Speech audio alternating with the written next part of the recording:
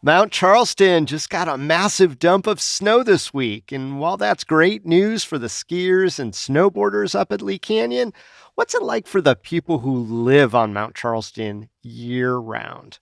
Today on CityCast Las Vegas, we go back up to the high elevations and revisit an episode with Jimmy Alderson, better known as Mount Charleston Man on the social medias, to give us an insider's POV about dealing with the snow, the wildlife, and even the challenges of getting groceries. It's Thursday, January 25th. I'm Dayvid Figler, and here's what Las Vegas is talking about.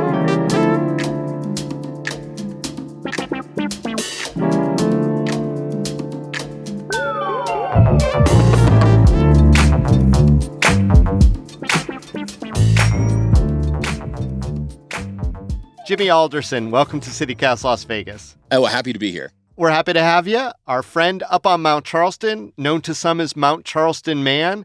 Hey, Jimmy, little less than 500 people actually live on Mount Charleston, many of whom are there only part-time, but you're a full-time true blue Mount Charlestonian? That's correct, yeah. Tell me about that. I'm what we call an evergreen. You got your deciduous and your evergreens, and the evergreens are here all full-time, all year round. You're that tree. Exactly. It's a nice place to live. There's a lot of hard work involved, especially in the winter. And, as you can see today, it's some beautiful skies. But it's a very small community, as you mentioned. It feels a lot like a small town. Sure. Well, where were you living before you chose the mountain, and why did you want to move up to Mount Charleston and not just stay where you were? Well, I was living in Atlanta. And my girlfriend had actually moved up to Mount Charleston because it was cooler up here. She had a place in Summerlin, but she was renovating it to sell. And she moved up here for the summer to get some cool air and stuff like that and rented for a while. And so, I came out a few times and, I was raised in a small town. I grew up in a very small town in Ohio. So I know about snow and fell in love with the place as well. So we decided to stay. Yeah, well, it's easy to fall in love with. I've lived in the valley my whole life, and Mount Charleston and going up there is always a treat, but I can't imagine actually living there year-round. So, Jimmy, let's talk about some of the things that are up there. Tell me some of your favorite aspects of mountain life. Some of my favorite aspects of mountain life is, I have to say, the wildlife is probably the first one. The hummingbirds, the chipmunks, the Steller's jays. The foxes, the wild horses and burros, and of course my favorite, the mountain lion. Oh, and sometimes they come down and visit us, but it's rarely as welcome, probably as vice versa. Yeah, we live over here in the Lee Canyon side, so it's a little bit more wild. There's no power lines here. There's no cell towers, and so it's all off grid here in Lee Canyon, which is a little different from Cow Canyon. Still very much a part of Mount Charleston. Yeah. But the wildlife tend to bring their young around because they feel safe over here. So even though, we haven't had any interactions with the mountain lion, we hear them at night in the summertime sometimes, especially talking to their young and stuff like that. Fantastic. But there's never been a negative encounter up here with them. So the wildlife is one of the big things about living up here. The other is the air quality, for one. It's really nice up here. Just the access to the forest, the ability to get out and go hiking. There's a lot of waterfalls to find up in the mountains and nice places where ancient trees, things of that nature. Do you have a specific, I don't know, let's call it secret spot? Because it sounds pretty zen. There would be a place where you go for solace or a favorite trail, anything like that? Oh, yeah, for sure. Up above where we live, there's a couple of small secret areas where there's an ancient grove of bristlecones, the kind that you would only see on top of Lake Mummy Mountain. But actually, it's only at 8,700 feet, so it's just an outcropping, and it's a nice place to go and look around, and it's only about a 30-minute walk from here. Now, do you have any favorite stories about life on the mountain? Maybe something that would never happen to us down here in the valley? The very first year we moved in, we were having problems with generators, because we have to run the generators for power. And when we pump water out of the ground, we have to have generators. And I was a bit of a greenhorn, and it was the year of 2018, 2019. It was a big, big winter for us. And came to a point where the generators, both of them just wouldn't work. So in order to get water to come out of the ground, we needed to have generators. And there's a gentleman who works on the generators, and he actually brought one up right before a blizzard. He brought one up on the back of a truck, and he had his own forklift with him, and he brought it out, and he just started digging in the snow to find a place to put it outside. And, he ripped the propane device off of the Connex box where the other generators were and put it to the generator. And I realized right then what I was going to have to become to be able to live up here full time. So what is the community like up there? What are you and your fellow hundreds of people like as far as a collective community? So over here in Lee Canyon, there's probably about maybe 20 people who live full time in the whole canyon.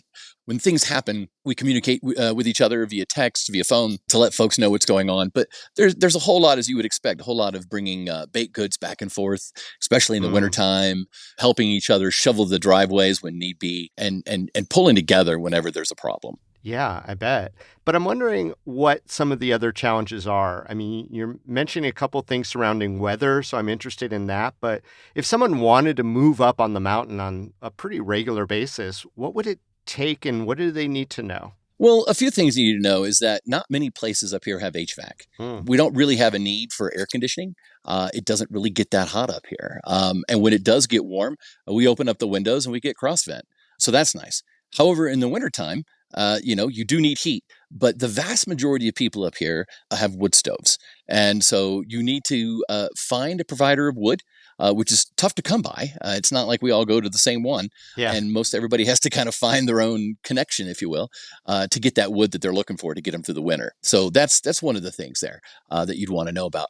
The other thing to keep in mind is that it's very difficult to live up here full time in the wintertime if you need to go to a job in the valley all the time.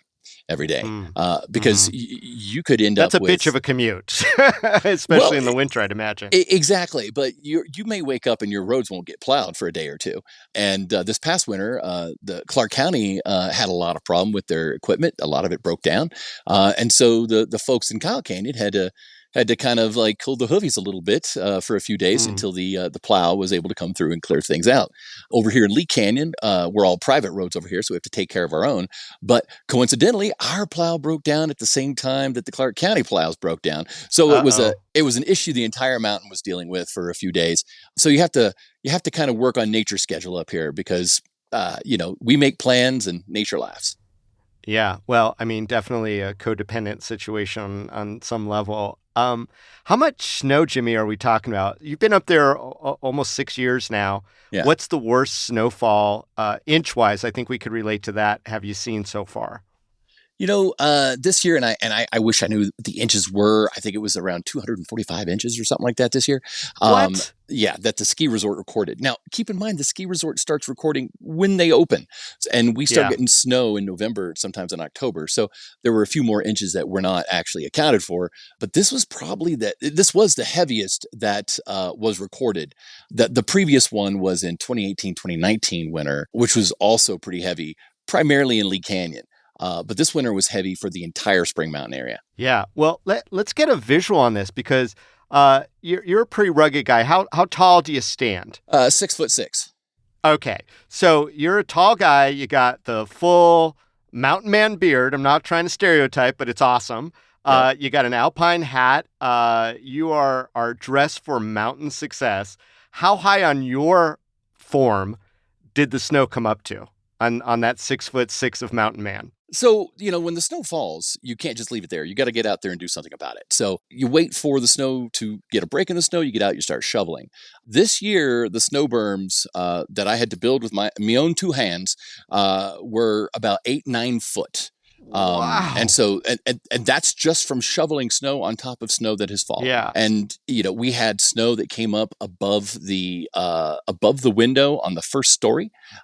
We had ice that fell off of the back of the roof and broke through deck planks. Oof. It was so heavy. So as far as the amount that fell, we were constantly moving it. You run out of places to put it. Wow. And I think most people realize that, Mount Charleston, which looms over us down here in the city, is often snow-capped. Golly, Nevada means snow-capped. But exactly. How far away, for those who don't know, are you from, let's say, the Strip? If you were to drive down into the Mojave valley where we have all of our big, fancy, shiny buildings, how long would that take you?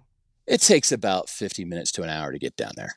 All right, so less than an hour from the valley, we're talking about burns that are like 8, 9 feet tall. Exactly. That's amazing.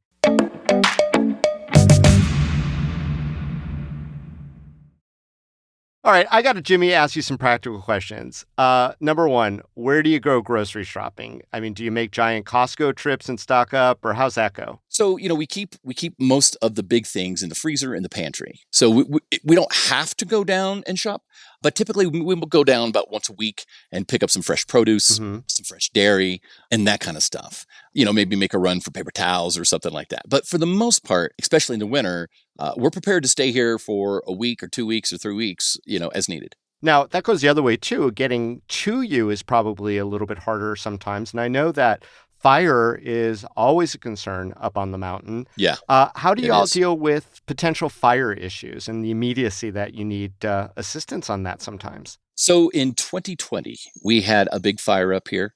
The Mahogany Fire is what it was called because that's where it was started at. Uh-huh. And it was a very windy day. It was really ominous how windy it was that morning.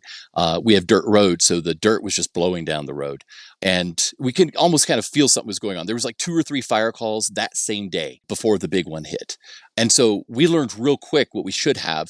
And we didn't at the time, but you really do need, and I hate to use this phrase, a bug out bag, if you will, something that you're ready to take with you that has important documents. It has what you need to get by. You're going to get down the mountain as soon as possible and probably go stay in a hotel or something like that in the meantime, Yeah. if there's a fire going on. And that's how you respond to a fire that happens. However, how do you prevent it? We do something up here every year as a community called the Pine Needle Pickup, where we try to create a defensible space around the homes and the neighborhoods where clearly we have a lot of pine trees Yeah. and they drop a lot of pine needles, and those things are kindling. Yeah. So we spend an entire week picking up all the needles we can, putting them into contractor bags, and then the county actually pays to bring up dumpsters just specifically for this. That's one of the things we do every year as a community to ensure that we can prevent forest fires from causing major damage if they happen to come out. So, Jimmy, what does it take to live on Mount Charleston? What does someone who wants to move up there need to know? I'd say that there's 2 things. One is the idealism. Hold on to that. The idealism is good. Yes, It's that's good important. advice always. Everyone, hold on to whatever idealism is left in that mortal coil of yours, right? Exactly. And hold on to that because it's good and it's what calls you up here. Mm-hmm. But also hold on to realism and reality and understand that living on the mountain is not all just wild horses and butterflies, right? Although there are wild horses and butterflies. There are. Okay. There's quite a bit of those. Okay, just making sure they're still there. You're going to have to learn how to take care of yourself in a lot of ways because there are a lot of it's hard to find vendors to come up here. I talked about the deck that got broken this past winter. I had to fix that myself. You're going to learn how to fix a lot of things yourself. And also the biggest lesson I've learned up here is that, there's a lot of variety of people up here. There's people who've lived up here all their lives. There's people who, they have extra money and they buy a second home. It doesn't matter how much money you have. Nature doesn't care because when the snow falls, it's the great equalizer. Yeah. When the roads are full of ice, it's the great equalizer. So make sure you're prepared for whatever you need to be up in here in the middle of winter in the worst possible ways. 4-wheel drive, a truck, big clearance, plenty of wood, plenty of food. If it can go wrong, it will. And you'll be okay after that. You will. But that's probably the biggest lesson is that it doesn't matter how much money you have. You cannot pay your way out of Mother Nature. Well, you bring up money, and I think the conventional wisdom is that it's pretty cost prohibitive, especially now. I mean, if you got in on Mount Charleston 20, 30, 40 years ago, you're living pretty nice now. But if you wanted to get a spot now, it's a little pricey. How expensive is it, Jimmy, to live up there or to find the right place up there? To find the right place, first of all, the inventory is always low. There's not the kind of inventory up here that there is in the valley. And they're all over the map. Mm-hmm. When we got our place, it was around 200. Oh, wow. The house next door just went on the market for 1.2 million. Oh, there you go. So that tells you the difference Mhm. between these houses, and they're not cookie cutter. It's not like one house is the exact same as the other. The house next door that just went on the market for $1.2 million. It's huge. It's huge. The house cabin we live in is just a common cabin. Nothing big thing. So I would say if you want to buy up here, buy a lot and then build. The lots you can get for a lot cheaper than you can for a house that's already been built and people are trying to make money off of it. Right. You can still get a lot for like $100,000, or in some places $80,000. Wow. So that would be my recommendation. I would also say take it easy. Take the steps. Don't try to do it all at 1 year. Come up here, understand the places, get to know the neighborhoods, and also get ready to deal with high elevation and learning how to acclimate to that. Yeah, even little visits up there, that becomes painfully obvious really quickly. Jimmy, what is the relationship of Mount Charlestonites to Las Vegas? Sure. Well, first of all, we welcome the visitors that come up here and enjoy the forest and the mountain and the different amenities that are up here, like the ski area. But the one thing that nobody ever likes is someone that comes up and leaves a lot of trash. Yeah. And there's quite a bit of that, especially in the wintertime. Some of the problems that we have are folks that come up and they just leave trash. Or they buy sleds in the valley and they come up and those sleds get broken. And, by the end of the winter, there's a giant pile of broken sleds on the side of the hill in the meadows. That's not a good look. On the other side, we have a lot of folks that come up as volunteers and try to pick up all that stuff. Nice. So I'd say it's a mixed bag. It's a mixed relationship. One of the biggest frustrations, I think, is that in the middle of winter, when you have people that come up in two-wheel drive vehicles, you're going to get stuck. Yeah. This mountain eats two-wheel drive vehicles. And if people be like, oh, well, I lived in Ohio or Wisconsin and blah, blah, blah. This isn't Ohio or Wisconsin. You don't have the grades there that you have here on the roads. And to give you an idea of the size of this issue, SNORR, SNORR, which is Southern Nevada Off-Road Recovery and Rescue, they pulled out about 284 vehicles just this last winter. Wow. Say that number again.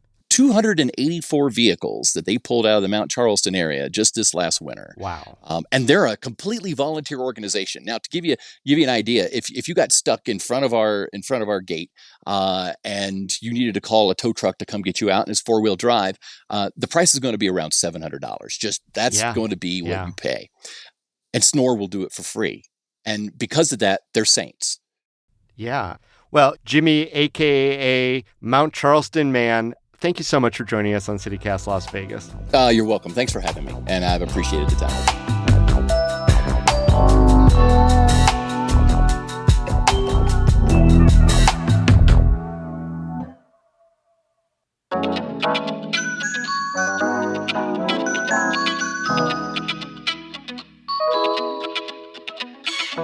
That's all for today here on CityCast Las Vegas. If you enjoyed the show, hey, go tell a friend. Rate the show too, leave us a review, and you better subscribe to that morning newsletter. Give you all the info you need. We'll be back tomorrow morning with more news from around the city. Till then, stay lucky.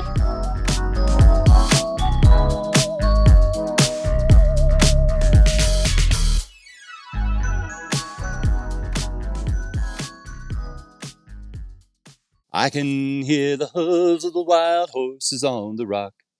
I can hear the burros braying low, but I don't hear a phone and I can't see any clock.